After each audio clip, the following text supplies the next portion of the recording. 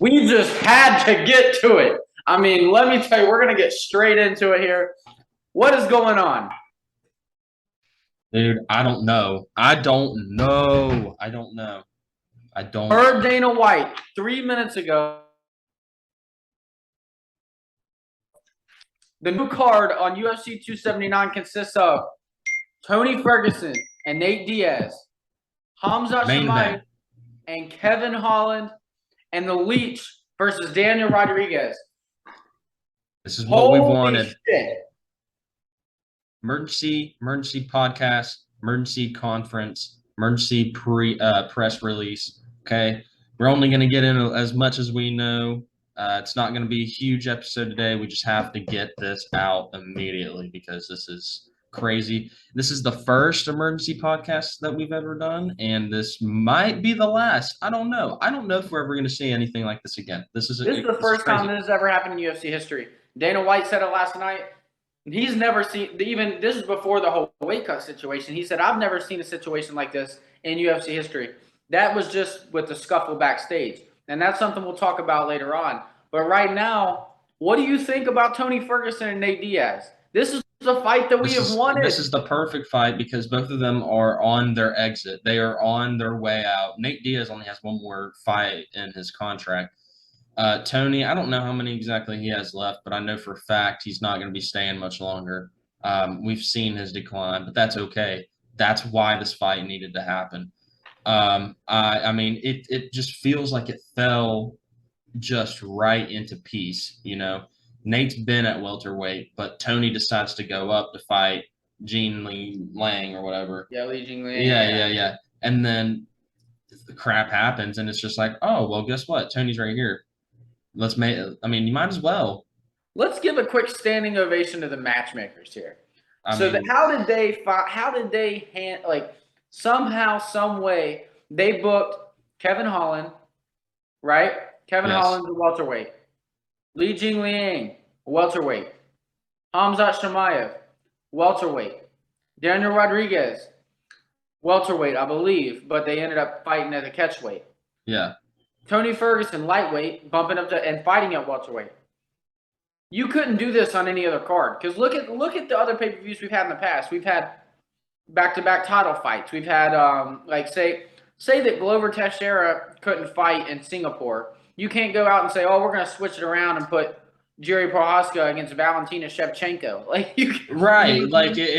Like I said, I mean, I really feel like everything just fell into place. This matchmaking was to the point where it's almost as like UFC knew it was going to happen.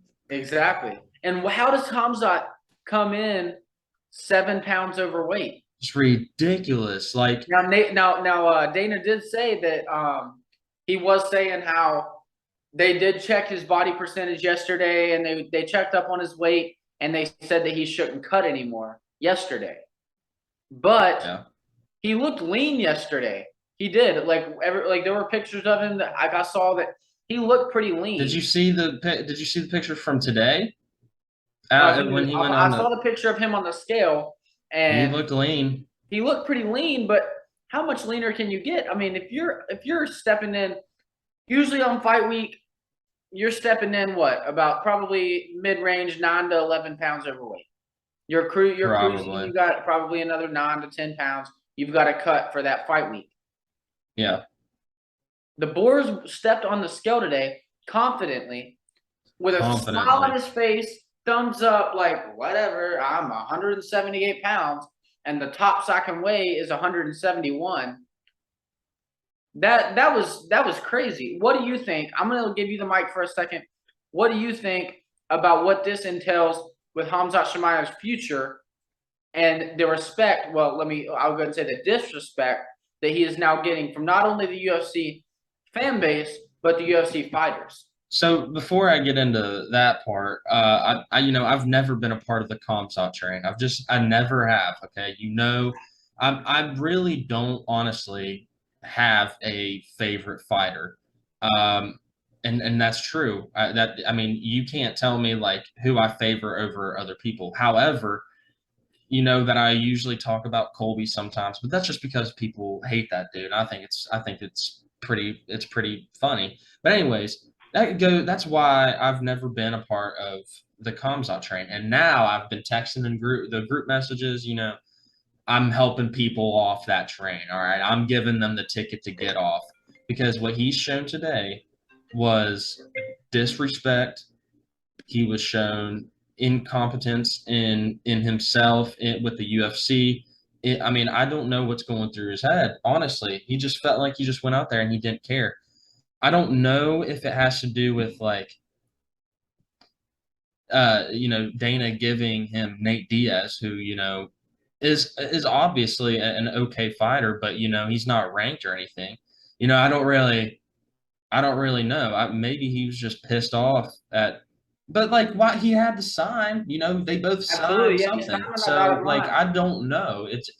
Some of this it just doesn't make sense. So I'm just thinking like there's got to be some kind of backstory to this that we don't know Hey, about. really quick. We do have a splash guest. Real quick, just send me a FaceTime call. Let's see what the man himself, Hunter Niebergall, has to say about what is going on right now in the UFC. Nate Diaz by TKO round 5. Woo! I love it. I love it. So now we got to come out with new predictions, don't we?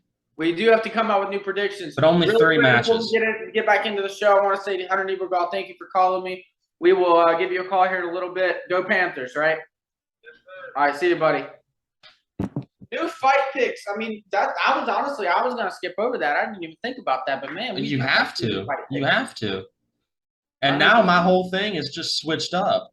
Mm-hmm. Man, I didn't even get to get my picks wrong. I didn't even get to get them. Like, I didn't even have the chance to watch them. You didn't even get to hang your head and say, damn, I was wrong about this one. And that's didn't because I guess everything cancels out except for the first 2 fights, of course. But damn it, Nate, this is why we love this sport, man. It is crazy. Not like it's happened before, but it just goes to show you that anything can happen on any given day. And now look at here. It is around 5:30 o'clock Central Time, 6:30 o'clock. This time tomorrow, we will be having the prelims. The prelims will be going on. Yeah. So what's going on? Like, I've never seen anything like this. And for a professional sports organization to be able to flip around like that, and depending on what we see tomorrow, this really shows Dana White's business knowledge. Absolutely. and management, my bad, his management knowledge. How it goes tomorrow, we're gonna see. So let's talk for a second about this theory that I have.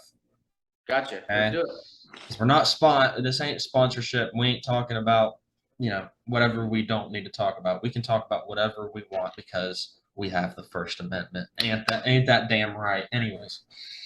So I'm thinking, okay, Dana White, hold on. UFC, Dana White announces Nate Diaz, Tony Ferguson, and Khamzat Chimaev and Kevin Holland are now headline UFC 279. So both of them? What will be the main event? Oh, it should be Nate Diaz. It should be Nate Diaz, and Tony Ferguson. My bad. And so I have somebody else on here. And someone just FaceTimed me that is going to have a feature on this podcast along with Hunter Niebergall real quick. All right. We're talking about the theory. We have never seen something we're so talking crazy. about we're talking about give it to me. Who is it? All right. It's Mr. Jaden Kinser. No, it's happening. It's Jaden Kinser. What do you think about this, Jaden? What do I think about this? Dude, I think that's awesome. Like, Tony's getting that send-off. All right, who's winning this match? Who's winning it? Tony or Nate? I don't know. Tony was looking super sharp in his last one. All right, I appreciate it. Sharp, and they got caught. You got anything else to say to the pod? I didn't know that you're on the podcast. Well, now you've got a tiny little feature on there. Jaden, I appreciate the quick feet. He said Luke says that he appreciates you for the quick feature. Hey, Jaden, quick recovery from COVID. I know that's kicking your ass, but best of luck to you, man. Yeah, hey, get well soon, all right? You feeling better? Well, we'll get into it later. Yeah, I'm feeling all right. All right, man. I'll catch up with you later. Yeah, I think he actually went back to work today. But anyways, let's get back to the theory. I know that's what we were on. So what if this was actually like planned? I don't know. It makes no sense because like what if people were thinking, "Oh man, like this is maybe management was looking at it like, we're not getting enough sales for this because of this headline." Like I don't know. And then the brawl happens. And then you saw that spike in pay-per-view buys. Okay? So then I was like, okay, that's possible. That's possible that, like, who knows? Okay. But then the dude misses weight. So now my theory is kind of like being like not really torn, but like I don't really know what to think right now because you'd cancel. You could say anything that there was a huge fight. I haven't seen a video of it yet. Have you? Nobody has. Exactly. Now I did hear that poor old fat boy Darren Till got knocked out by a lightweight. That's what I did. That's what I did hear. Yeah. But that's about the extent of it. I didn't hear really anything else about it. But there's no video of it. So then that made me feel like that was kind of not staged, but just didn't happen. But then they don't make weight, or Kamzat doesn't. So now I'm like, hey, listen, what is going on? We've got the Front Kick Fantasy podcast. We've got the viewers just on cloud nine right now. I've gotten probably 4 FaceTime calls in the past 20 minutes, but I have one more. Another special feature, bro. I'm going to bring in a special feature because this guy loves Nate and Tony, and he wants to give the prediction for tomorrow night. So what do we got? Let's go, Gary J. What do you have for tomorrow night? Give me the Stockton slap. Yes. The Stockton slap coming full, ready for tomorrow night. He's ready. Oh my gosh. Round 5 Stockton slap. Dude. I like it. All right, GA. We'll talk to you later, man. I appreciate it. See you guys. I don't know if we'll ever be able to get 3 people on at just random features after that. That is funny. It's funny though, man. Everybody's FaceTime me. They're like, You got to get a pod. You got to get on there and let us know what you think. And honestly, it's awesome to us because it means like they're following it. They know that they know that we want to be on here and talk. Yeah, we appreciate all the viewership and all the support and everything. Absolutely. So, but what does this do for Hamzat? Because those on the Hamzat train are trying to say Hamzat knew he couldn't make the weight, and now he is behind the scenes went to Dana White and said, "Let's do this, so we can send Nate out in a more respectful manner." I mean, really? You know what I mean? Like you can't respect the guy because he just walked out. He just blatantly walked out 7 pounds overweight, 7.5 pounds overweight for a fight that he was supposed to make weight for. Yeah. And that he never gave any clearance like, hey, I'm struggling with this. It wasn't even in question. If that was in question, we'd be talking about it on the podcast the other day. It wasn't even in question. So what does that make you think like, oh, well, maybe Hamzat was like, let's give Tony and Nate this. And then I'm going to go scrap with Kevin Holland backstage so me and him can get a fight going. And then next thing you know, that is who he battled with, though, isn't it? So this is going to be crazy. Next thing you know, you've got the Leech and you've got Daniel Rodriguez. Kind of, no, I don't want to say like the 2 good guys, but poor Leech, man, he bought a nice suit. He looked good yesterday. For what? He couldn't even go out for the press conference. It's all right. He'll get another one, hopefully. But can you imagine being? I don't know if it's at MSG or not MSG. I don't remember if it's at T-Mobile or MGM Grand. But could you imagine being in that arena tomorrow when Khamzat Chimaev walks out to that? I hope. There could be those deranged fans that are just like still cheering for him. Who knows? But there could be those fans that are so pissed off because they paid so much money to see this fight. Yeah. They're going to be rioting, throwing throwing shit. Like, I don't know what's gonna happen, man, it's but gonna be I'll be crazy. tuning in. It's I'm gonna unlike tune in. anything we've ever seen before. And thank God we've got a pay-per-view after the Marshall game. Go Herd, beat Notre Dame. Rudy, Absolutely. who the hell is that? Nope, none of that. Sorry. No, I agree with you 100%. But do you wanna go ahead and get into our picks? Yeah, man. We can go ahead and summarize this up. Before we get into these picks, I'll let you go all the way up the board, and then I'll go all the way up the board, and we'll call it a quiz. But Chris Barnett missed weight at heavyweight. I'm pretty sure that fight's still going on. Yeah, it's going to catch weight. Dawodu missed weight, and then Irene Aldana. This air's getting heavy. Irene Aldana and Macy Chiasson, one of those missed weight. I didn't catch who it was, and now that's at a catch weight bout as well. This air that they're breathing at wherever they're at, man, must be pretty heavy. This must got some. Them concession stands in those casinos must be pretty good. Yeah, I guess. For real. Go ahead, Mr. Nate. Let's hear your pick. All right, so we're just doing the three. We'll just do the three changes. Yeah. Yeah, we're just doing the three changes. Give me Ling Ling. Give me that man. By. I'm gonna go safe. I'll say unanimous decision. Unfortunately, give me Kamzat. Now, I think this is going to be more close than I think. I think Kevin's going out here with more beef than people. I mean, I think he's going to go out here and, just go ham. Do I think one of them is going to get knocked out? Yes. I don't think it'll happen until it'll be. They're not co-main, so this is 3. Yeah, of course. They are. I think it's just a 3. Yeah, it's not a title, so it's going to be 3. Yeah. So I think it's going to be a 3rd round knockout. Kamzat. Sorry, Kevin. Love you, my boy. But we'll see. And then next, bro, just like Gary J said, man, give me the Stockton slap knockout round 4. I'm picking a random ass. I'm not going to say the last round, the first round. I'm giving it a round 4. Random. Okay, that's fair. Let's go, Luke. Let's hear it. So I'm going to go with we got the Leech and Daniel Rodriguez. Give me Rodriguez. I watched him fight last year during COVID I think it was the beginning of 2021. They were still fighting at the Apex. I believe Rodriguez fought at the Apex one time. And I watched him fought pretty good. I'm going to go with Rodriguez here. I saw the Leech fight, and then he fought a couple weeks ago, a couple months ago, and he won. But man, I think I'm gonna go with Rodriguez. I mean, I just like Rodriguez here. Next up, we got Hamzat and Kevin Holland.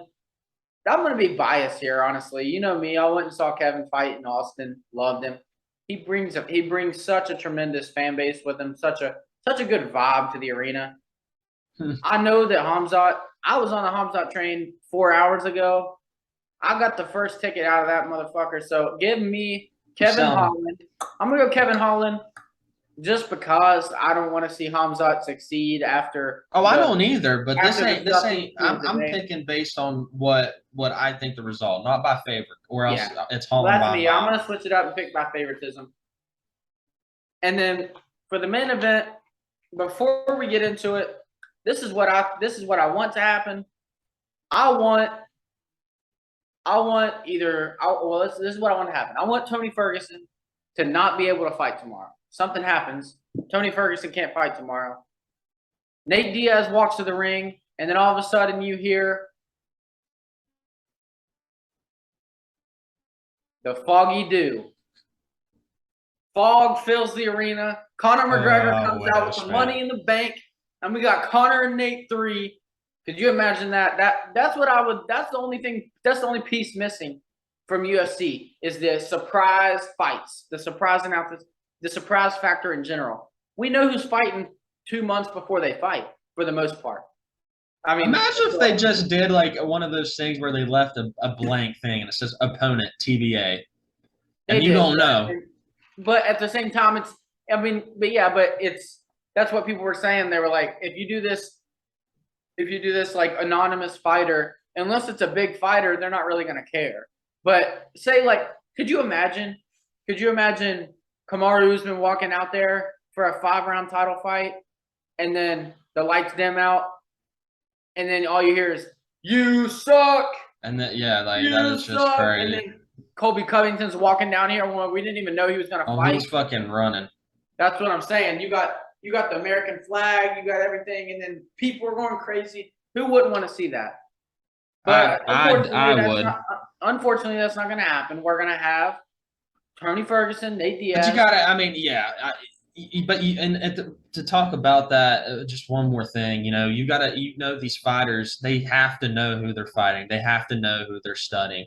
And I feel like if they were to keep it secret or something, that only them and that camp knows, and they get paid like a few extra $1,000 to keep silent. I'm just saying, like a bonus. I'm okay with that, but but you can't just tell one person and not tell the other. Exactly. It's a fair fight. So go ahead. Give me Tony. Tony. I love Nate. I hope that he has a good last fight in his with his contract. Don't see him re-signing, but give me Tony. He looked sharp against Michael Chandler in the first round. You see how Michael Chandler comes out in these fights. He comes out swinging and banging. Tony held with him, and he won that round 10-9. Some people will say 10-8, but Michael Chandler got that takedown at the end of the round. I get Tony 10-9 for that round. But he looked good, and he looked good in the second round until 17 seconds in. Whenever he got we'll sent. See if he has that. We'll see if both of them have the capacity to go 5 rounds at their age, man. That's the thing is, I want to say Tony by decision, but I'm just gonna be safe and just say Tony. I mean, I could see maybe Tony's not gonna quit unless something crazy happens. Nate doesn't have that power to put his lights out, so I don't know. I could see Tony winning this. It's going to go to decision, I'd say. Even though it is a 5-round fight, I could see Tony winning by decision. All right. Sounds good. But, man, hey, we had to get on here. We had to tell the people what we thought about the mix-up. And we didn't get one, not 2, but 3 mini appearances from guests. You wanted to get on an hour ago.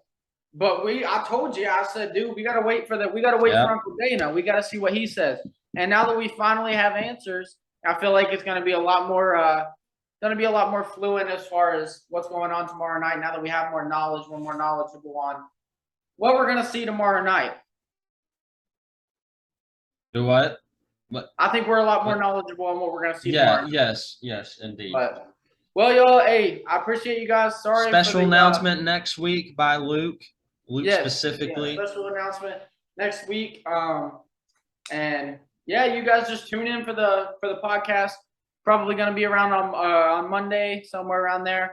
But we're gonna get this podcast out tonight. It's probably, you guys will be watching it, but it'll probably be dropping around 7. I'll get this out. I'll get this thing done by like 7:15. All right, hey, you guys heard it. Hot drop on the Front Kick Fantasy Podcast, the best podcast in the UFC MMA era. We are live. Let's fucking go. UFC 279. I'm lit. Are you lit? I'm going. I'm done. Yes. All right, let's fucking go. UFC 279. See y'all tomorrow. Peace. Woo!